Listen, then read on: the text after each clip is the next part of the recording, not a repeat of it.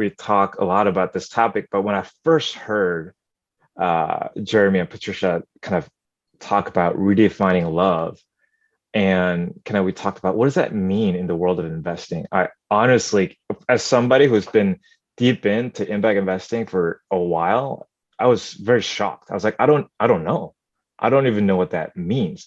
I think and so I joined, I moved on from Caprock and joined JLN LLC at the beginning of this year, or at the beginning of 2022, right? And so over the last 9 months or so, I've been really thinking intentionally about what does that mean, right? And I think we're not quite there yet in terms of clearly defining what that means, but we know the following. We think that one is really around this notion that impact happens in the context of a relationship.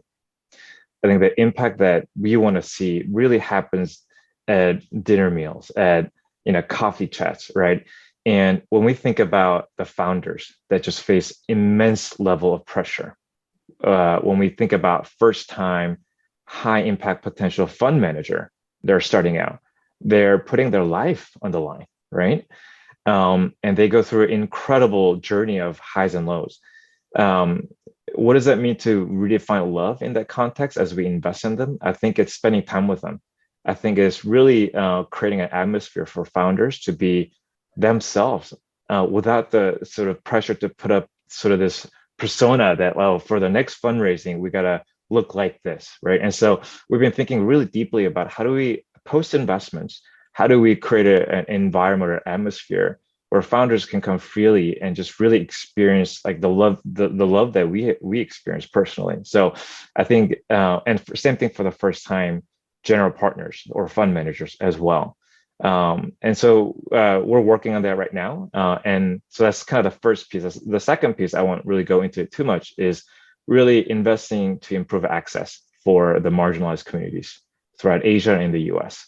And so when I think about GDP per capita in Southeast Asia, and a lot of that coming out of services sectors, the innovation happening on the technology side, I think can really multiply that in the coming decade. And I think the impact that can happen in the context of that growth is going to be pretty special. So we're pretty excited about that. So I would say like the relationship with the people we invest, how do we thoughtfully forge relationships, and then improving access through the technology and business models that we invest in.